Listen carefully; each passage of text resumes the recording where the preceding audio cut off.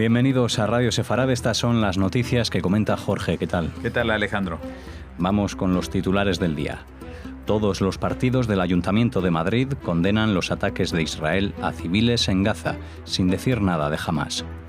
El presidente sirio niega que haya militares iraníes en su territorio ni que esté inmerso en una guerra civil.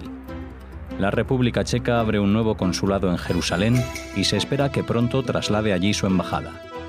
Israel prohibirá por reciprocidad la entrada en el país de indonesios tras el veto al ingreso de israelíes. Estos son los titulares de hoy, volveremos después con la agenda. Ahora comenzamos hablándoles del Pleno del Ayuntamiento de Madrid, que ha condenado por unanimidad los ataques a civiles palestinos en la Franja de Gaza de las últimas semanas y ha reclamado a Israel el fin inmediato del cierre ilegal de esa zona, un gesto que el representante palestino en España ha agradecido a todos los grupos políticos.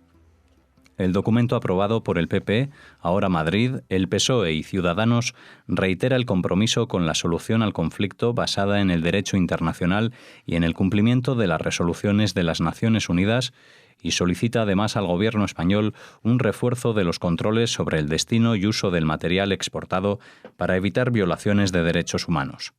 La iniciativa surge del concejal del partido Ahora Madrid, socio de Unidos Podemos, Mauricio Valiente, responsable de los derechos humanos.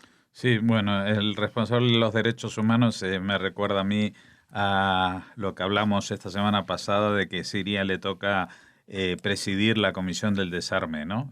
Tiene la misma validez, entre otras cosas porque empecemos por lo más grave de todo esto. Es la unanimidad. Fíjate que estamos en situación que ahora mismo se está debatiendo en el Congreso, las mociones de censura, las alternativas, lo que dice el gobierno, pero si hay algo que une a todos los partidos de España es la condena a Israel. Lo único que une a los partidos de España es la condena a Israel, sin mencionar ni de pasada que en este conflicto, pues parece que los palestinos algo tuvieron que hacer, ¿no? Para disparar cientos de misiles contra la población israelí. No, ellos condenan solamente lo que hace Israel. Y para impulsar esta iniciativa, pues invitan de forma majestática, aquí cambié la palabra de la noticia original, al embajador palestino. Resulta que en España hay una embajada de Palestina. España que está cerrando las embajadas de Cataluña. Y tienen la misma validez una embajada de Cataluña que una embajada de Palestina, porque ninguna de las dos son estados reconocidos, ni estados que participen en ningún organismo internacional como estado independiente. Así que no son embajadores, no se les puede dar el trato de embajadores, por más que se quiera retorcer la realidad.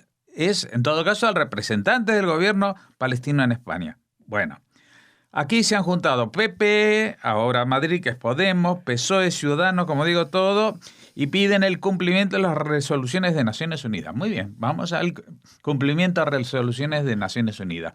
¿Cuál es la primera resolución de Naciones Unidas respecto a la situación de Israel y sus vecinos?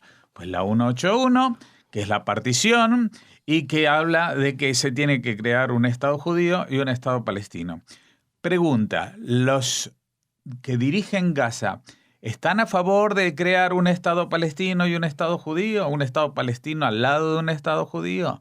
Pues respuesta, no están dispuestos a crear a ceder ni un milímetro, no conciben, y en su carta fundacional dice que no existirá nunca un Estado judío. Es más, se las trae al pairo que haya un Estado palestino. Lo que no quieren es que no haya judíos en la zona. Y el que no me crea, que piensa que yo estoy exagerando, pues que vaya y que a la hemeroteca o a la biblioteca o a donde quiera para consultar cuáles son los fundamentos ideológicos del grupo Hamás. Ni siquiera lo voy a llamar ahora terrorista, pero es exactamente eso. Y luego dice, solicita al gobierno español que controle el destino del material exportado para evitar violaciones de derechos humanos. Esto ya es un poco reiterativo. Hemos hablado que España le compra armas a Israel. Lo que le vende como armas a Israel son pistolas para practicar tiro deportivo, ¿vale? No creo, no puedo jurarlo sobre la Biblia, pero no creo que se refieran estos señores de todos estos partidos unánimemente convocados por el Ayuntamiento de Madrid, que justamente en la frontera contra los palestinos esté disparando con pistolas de aire comprimido de uso deportivo. No creo que nadie se lo imagine. Por lo tanto, aquí el tema de las armas que España le vende a Israel es totalmente absurdo. España está a años luz del desarrollo armamentístico de Israel, ¿vale? España puede vender fragatas y barcos de guerra a países de América Latina, etcétera, etcétera, no sé qué, pero no le vende armas a Israel por la misma razón que tampoco le vende armas ni a Estados Unidos ni a Rusia, porque está en un desarrollo tecnológico muy retrasado respecto a ellos. Así que este llamamiento es otro de los absurdos. Esto es todo un teatro del absurdo y estaría dentro de lo políticamente, digamos, habitual, si no fuera por dos hechos que llaman la atención. Cuando hay unanimidad política, esto es como cuando hay elecciones en algún país y salen elegidos con más del 95%, pues pone el sello encima de que ese país no ha habido unas elecciones democráticas libres. No existe la unanimidad del 95% o del 100% como aquí. Si hay una unanimidad es porque la gente no tiene, los políticos, y lo digo con toda la responsabilidad, no tienen ni puñetera idea de lo que están votando. No tienen ni puñetera idea de lo que están votando. Alguien les dijo, estos son derechos humanos, no se puede, los israelíes están masacrando niños y mujeres ahí en la frontera, disparándoles, que esto, que el otro. Ellos mismos critican a los medios de comunicación que son interesados y sesgados y que esto, que el otro, pero luego se tragan sus mentiras pues a saco lleno. Así que es una vergüenza, Alejandro, que en este momento Radio Sefarad esté emitiendo desde Madrid.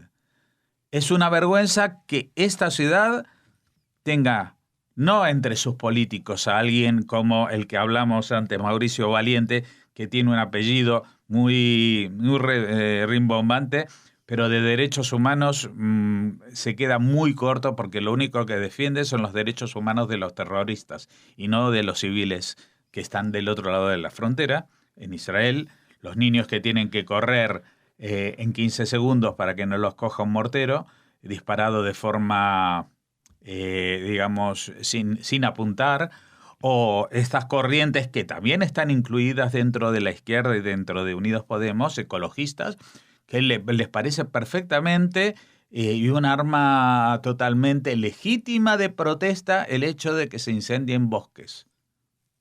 ¿También eso les parece bien? Perfecto, todo le parece bien con tal de que no se ponga en duda una cosa, una cuestión básica, que aquí y siempre los judíos son los culpables de todo.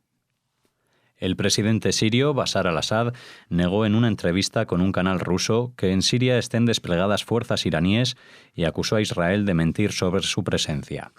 En nuestro territorio no hay tropas iraníes y nunca las hubo. De lo contrario, no lo ocultaríamos, aseguró Assad, aunque reconoció la presencia de oficiales militares de la República Islámica que asisten al ejército sirio, pero no tropas regulares. Por otra parte, volvió a negar que su país sufra una guerra civil porque ese término, según dijo, implica una división por motivos étnicos, religiosos o políticos, que no se ha dado, dijo, en Siria.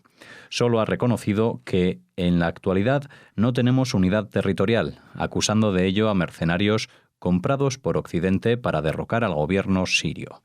Sin embargo, el Observatorio Sirio de Derechos Humanos ha informado que tan solo en los últimos 2 meses unos 100 efectivos iraníes y milicianos aliados han muerto en los ataques perpetrados por Israel contra posiciones iraníes de milicias aliadas y del grupo terrorista chií libanés Hezbollah en territorio sirio. Según estimaciones del observatorio, en el país árabe hay actualmente más de 32.000 efectivos iraníes y milicianos aliados a ellos de nacionalidad libanesa, iraquí, afgana y asiática. Desde el estallido del conflicto en marzo de 2011 y hasta este mes de mayo han fallecido al menos 7.806 combatientes no sirios, en su mayoría chiíes, que combatían bajo el mando de la Guardia Revolucionaria iraní, además de al menos 1.649 integrantes de Hezbollah, también aliado de Damasco. Bueno, esto es también se parece a la noticia anterior, ¿no? Es decir, la realidad no importa, importa lo que yo digo que es la realidad. Y yo soy el presidente de Siria y me da igual lo que diga la gente, lo que digan los informes, lo que digan los satélites, lo que digan las tumbas, las fosas comunes, y lo que diga Irán. O sea, está negando lo que dice su aliado, porque Irán ha denunciado que han matado a oficiales suyos y a soldados suyos, pero Siria, según Bashar al-Assad, en Siria no hay tropas iraníes. Hay unos oficiales ahí echando un cable, pero vamos, 3, 4 locos contados y no los 32.000 que denuncia el observatorio.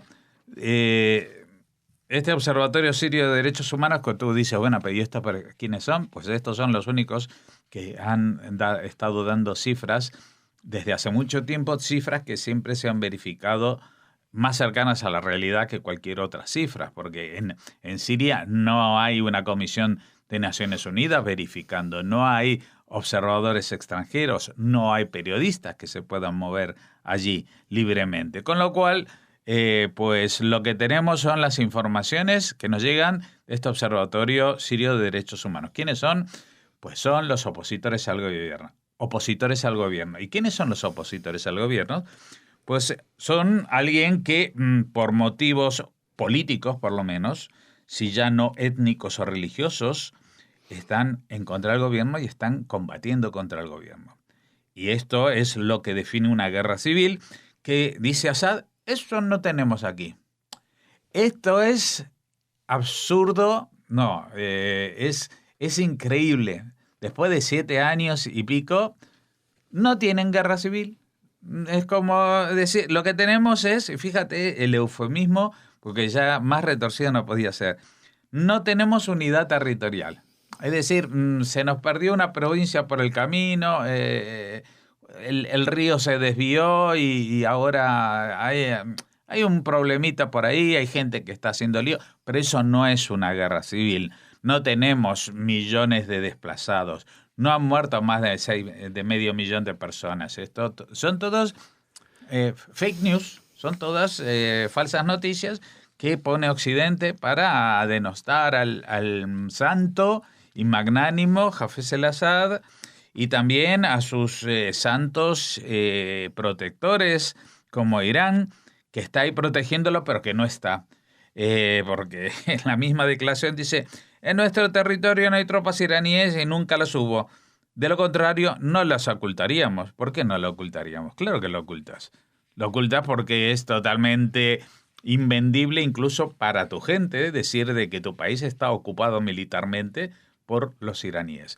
Así como ocupan militarmente Irak y a través de milicias en las que colaboran, por ejemplo, libaneses de Hezbollah, que están ocupando Siria, están ocupando Siria en el norte los turcos, están ocupando Siria las fuerzas de Rusia, están ocupando Siria muchos países y milicianos de otros que se han unido al tema este que ya por ahí estaban detallados, pero yo ya perdí la cuenta de dónde eran. Sí, dicen libaneses, iraquíes, afganos y asiáticos en general, lo mejor de cada casa, ¿vale? Todos los países donde existe el terror en su máxima expresión están representados en estos efectivos, de los cuales 32.000 han muerto. Evidentemente, los 32.000 no son todos miembros de la Guardia Revolucionaria iraní, porque los iraníes no son tontos ni tampoco son tan valientes como para ir a luchar en persona, sino que mandan a 4 o 5, mandan a 10, a 20 o a 100, y mandan a muchas milicias detrás de ellos para hacerles el trabajo sucio. Igual se refiere a eso el presidente Bashar al-Assad, que no mandan a soldados rasos, pero también habrá soldados rasos porque alguien se habrá comido el marrón de tener que transportar los camiones, de tener que acompañar y escoltar a estos oficiales de la Guardia Revolucionaria, que son grandes señores de la guerra y que no se mueven sin su corte y su séquito. Pues ahí está la realidad y ahí está la noticia para mirar hacia otro lado y decir esto no existe. O decir que existe algo que no lo es, como en la noticia anterior, la embajada, el señor embajador de un país que no existe llamado Palestina. La República Checa abrió en la parte occidental de Jerusalén un consulado honorario gestionado por Dan Proper, un empresario israelí originario de dicho país. Siguiendo el reciente ejemplo de Estados Unidos, el presidente checo, Miloš Zeman, está a favor de trasladar la embajada de su país de Tel Aviv a Jerusalén. El designado primer ministro, el magnate Andrej Babis, no rechaza un traslado, aunque tampoco quiere romper el consenso europeo sobre mantener sus misiones diplomáticas en Tel Aviv mientras no exista un acuerdo de paz entre Israel y los palestinos. La República Checa, Hungría y Rumanía bloquearon este mes una declaración de consenso entre los 28 países de la Unión Europea, crítica con el traslado de la Embajada de Estados Unidos en Israel de Tel Aviv a Jerusalén.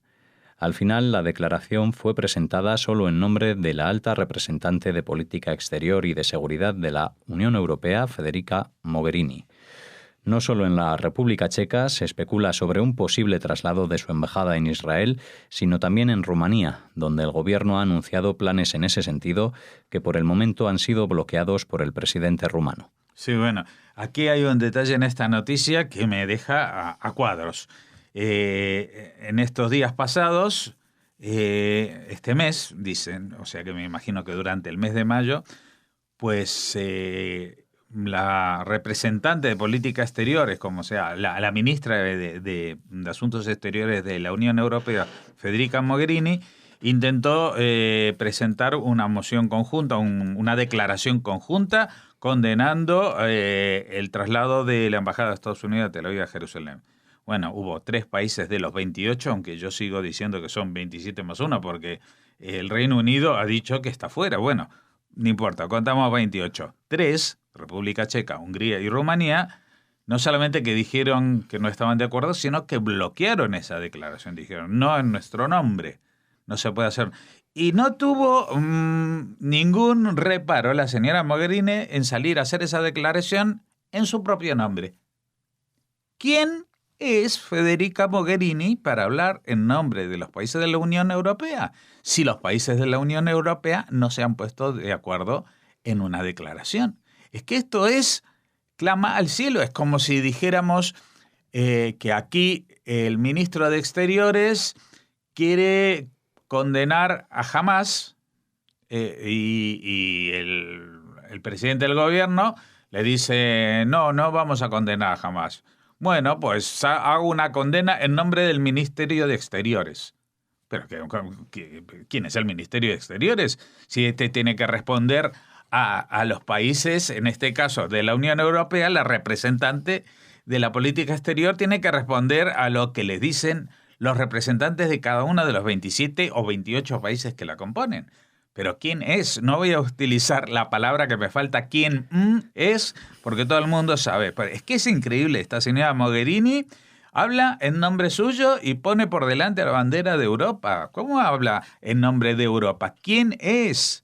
¿Quién es? Ni siquiera los países se ponen de acuerdo. Y dentro de los países hay mucha gente que no está en la misma tesitura. Por lo menos en estos 3 países y en otros muchos países, por ejemplo aquí en España, puede ser de que no seamos muchos, pero también hay personas que pensamos y aplaudimos la decisión de trasladar las embajadas a la capital del país, como sucede en todos los países del mundo. ¿Por qué Israel tiene que tener un trato diferente? Si hasta Rusia ha reconocido que Jerusalén es la capital de Israel y lo ha reconocido antes que Estados Unidos. Lo único es que no ha trasladado su embajada por cuestiones, digamos, políticas, pero sí que ha reconocido Jerusalén Occidental es capital de Israel. Y de alguna manera, la mayoría de los países de la Unión Europea han reconocido lo mismo. Porque fíjate que cuando habla del caso de la República Checa, que ahora ha dado este paso de el consulado en Jerusalén, el presidente está a favor y el primer ministro designado, es decir, que todavía no ha asumido, está también a favor, pero no quiere romper el consenso europeo sobre mantener las misiones diplomáticas en Tel Aviv.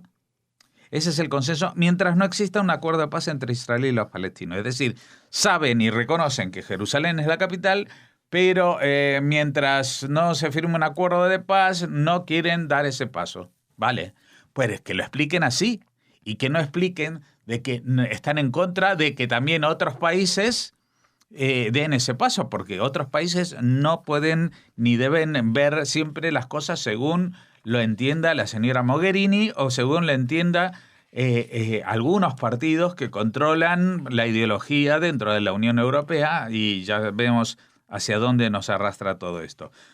Pues igual en un tema tan secundario para los intereses de la Unión Europea, pues este asunto de Jerusalén o no Jerusalén está siendo mucho más importante de lo que se pensaba. La señora Mogherini y todos los que intentan frenar la lógica diplomática.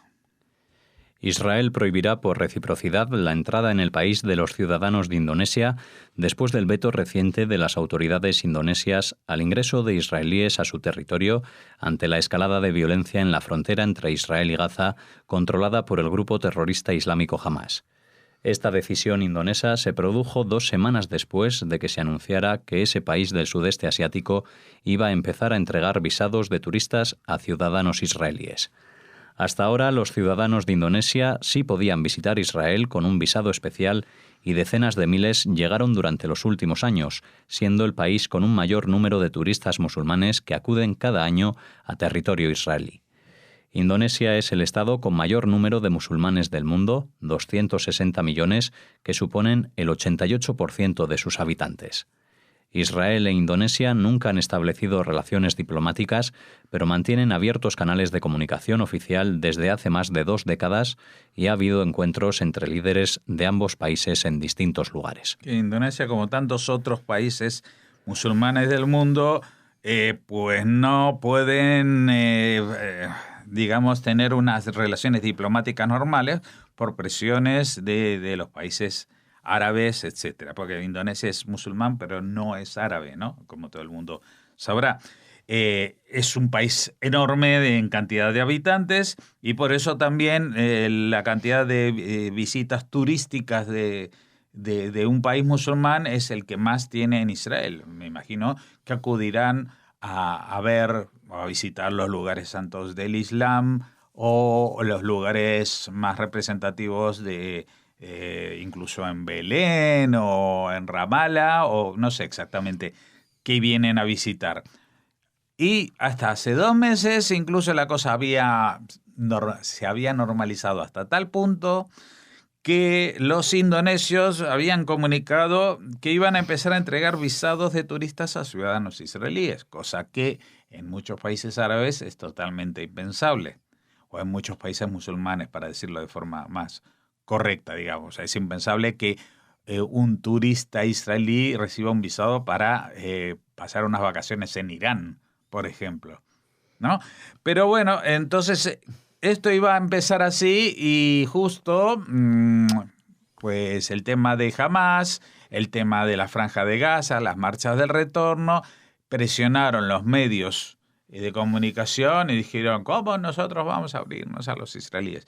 Y el gobierno se vio obligado, de alguna manera, a decir, bueno, pues no solamente no vamos a dar visa a los turistas israelíes, que tampoco eran millones de turistas que estaban esperando para visitar el país, sino que no son bienvenidos, no les vamos a dejar entrar. Entonces, bueno, pues si hacen eso, pues Israel reacciona de la misma manera. Lamentamos que te lo tomes así, pero entenderás que si tú nos cierras la puerta, nosotros también tenemos que cerraros la puerta a vosotros. Así que, pues nada, Israel también tendrá unos cuantos turistas musulmanes menos, de un país tan exótico y lejano como Indonesia.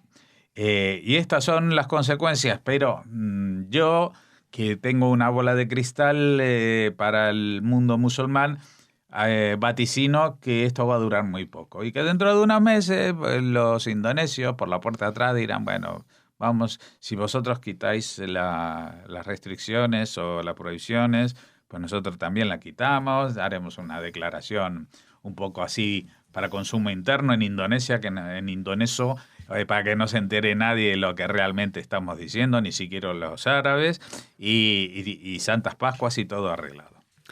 Cerramos así la primera parte de las noticias de hoy y volvemos ahora con la agenda cultural.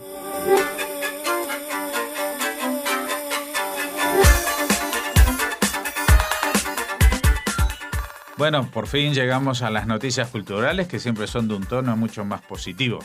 Llegamos a ellas y les hablamos de cerca de 50 mujeres de todo el mundo con una posición relevante en el ámbito político, empresarial, social o artístico que se reúnen estos días en Israel para celebrar la 30ª Conferencia Internacional de Mujeres Líderes, con conferencias y debates sobre cómo promover la igualdad de género.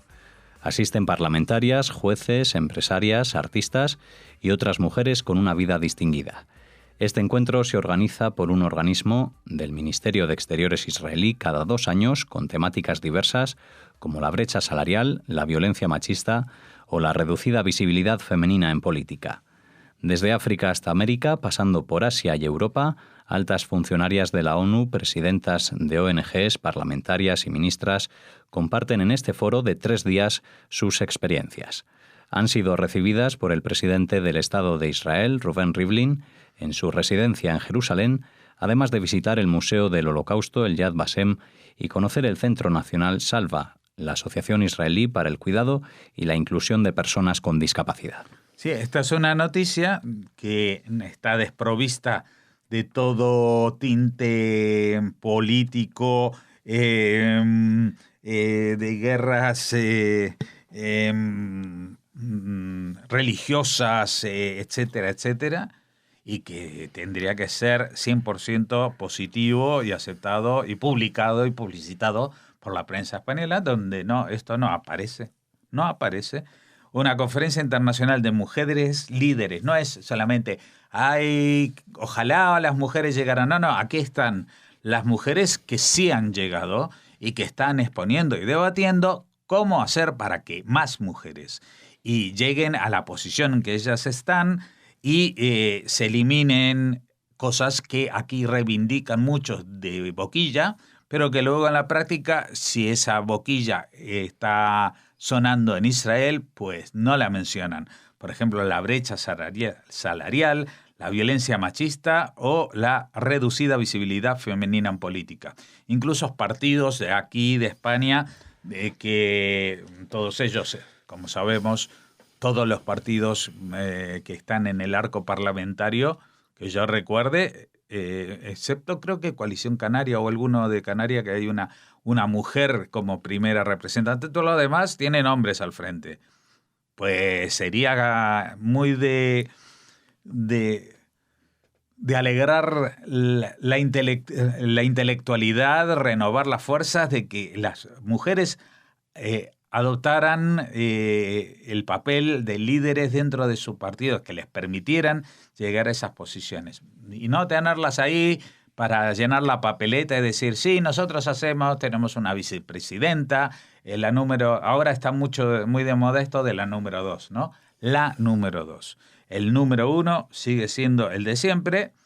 Recordemos a los oyentes que, por ejemplo, en Israel, ya en los años 70 hubo una jefa de gobierno que era mujer y no lo era por ser hija o madre de otro o esposa de otro presidente, como las que se suelen postular, por ejemplo, Hillary Clinton, o en la Argentina Cristina Fernández de Kirchner, o en la India Indira Gandhi, etcétera, etcétera. No, ella no era familiar de nadie, Golda Meir, de nadie importante. Los demás se sentían importantes por ser familiar de Golda Meir, que subió por fuerza propia. Lo mismo que años después Margaret Thatcher en el Reino Unido. esto es lo que hay que impulsar, de que las mujeres puedan estar en todas partes. Y si hay una conferencia internacional que se hace cada 2 años, aunque sea en Israel, pues hay que apoyarla y darle visibilidad. El no darle visibilidad a una conferencia internacional de mujeres líderes es algo de lo que se podría acusar de machismo a los medios de difusión españoles, justamente. Continuamos ahora hablándoles de una charla que tendrá lugar en el Salón de Actos de la Asociación de Vecinos Unidos La Merced de Jaén. Será este próximo viernes 1 de junio a las 7:30 de la tarde. La charla de Rafael Cámara Expósito, presidente de la Asociación Cultural Juventa, sobre la figura del jienense Hasdai Ibn Saprut, políglota, médico, traductor y representante oficial de los judíos de Al-Ándalus, mecenas y diplomático judío jienense y medalla de oro de la ciudad. Y realmente el jienense más destacado de todos los tiempos, eso es algo que están reivindicando mucho en Jaén, que también han instituido un premio llamado Hasdai Ibn Saprut, todavía no ha sido otorgado, pero hay una comisión muy importante trabajando en ello porque quieren que realmente sea un premio importante, un premio internacional. Pues Hasdai Ibn Saprut, que vivió hace 11 siglos, que nació hace 11 siglos en Jaén, que realmente su mayor labor, o por lo que más se lo conoce, es por los trabajos que hizo como representante de los judíos del Andalus, justamente en la corte del califato en Córdoba. Y llegó a tal punto su estatus al lado del califa que él mismo se convirtió en un mecenas de las artes y las letras, se puede decir, y promovió ese renacimiento de los judíos en España que se fue conocido mucho después como la Edad de Oro de Sefarad. Esto que se habla de la Sefarad ideal, de ese renacimiento, de esos grandes artistas, poetas, filósofos, exégetas, etc.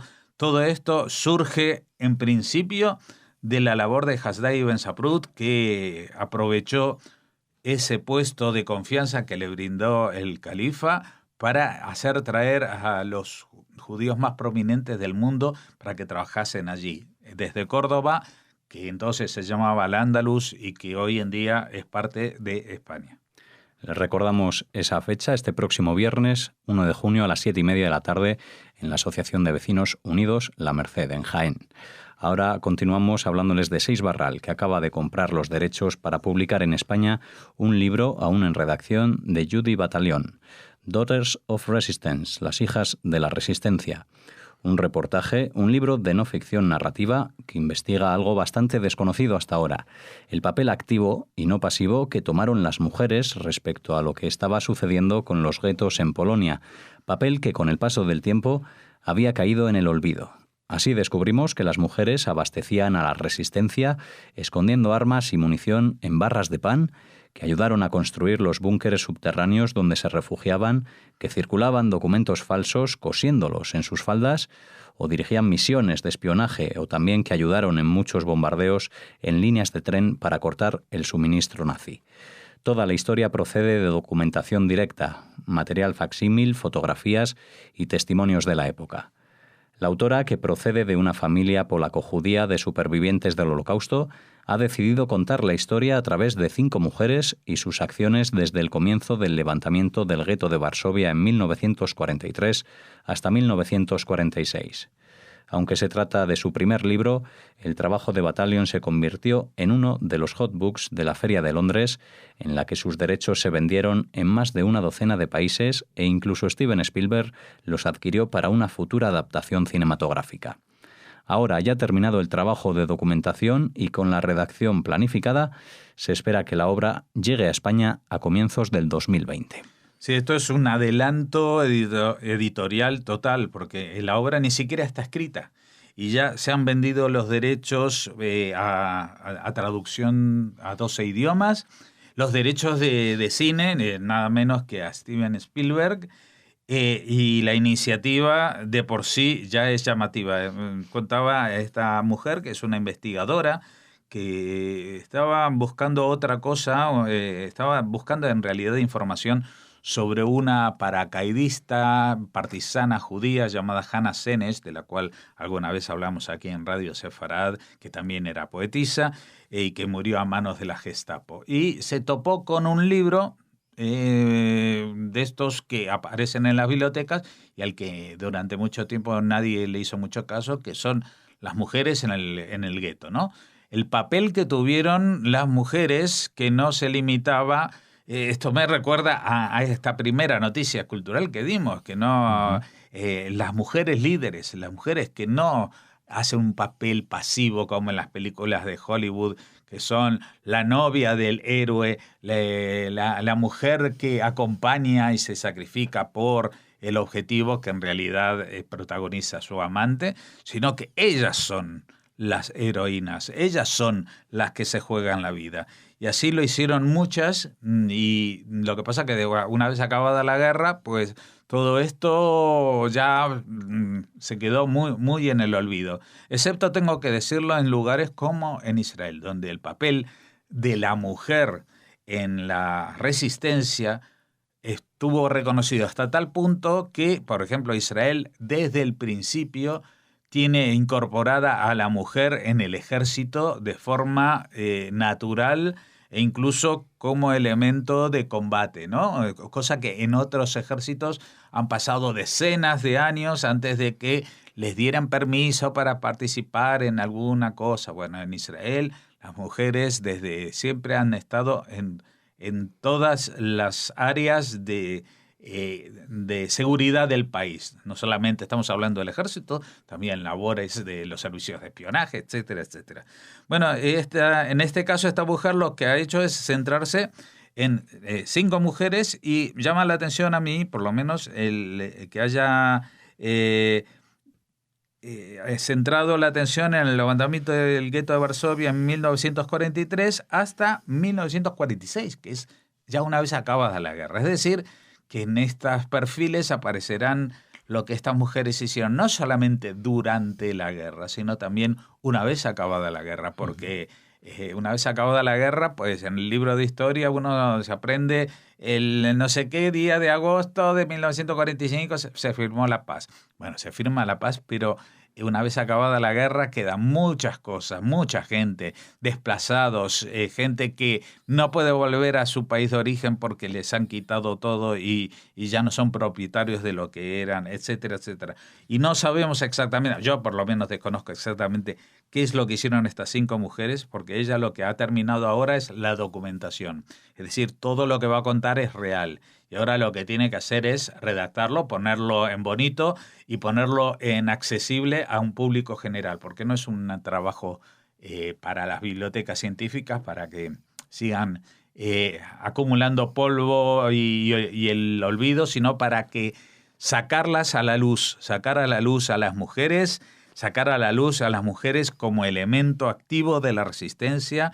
Y estoy muy esperanzado que en este libro, porque justamente coincide con lo que estábamos hablando. Si uno quiere realmente y no solamente hacer una declaración políticamente correcta, sí, porque las mujeres se merecen más que esto que lo otro, eso lo dice todo el mundo, incluso los que les pegan a las mujeres. Así que vamos a ver, si uno quiere potenciar a la mujer, hay que reducir la brecha salarial, la violencia machista, darle más representatividad y visibilidad, y lo que hay que hacer es el reconocimiento de lo que se hizo, incluso en las condiciones de sometimiento a las que han estado expuestas durante toda la historia, y más en tiempos de guerra como los que hemos vivido hace pocos decenios.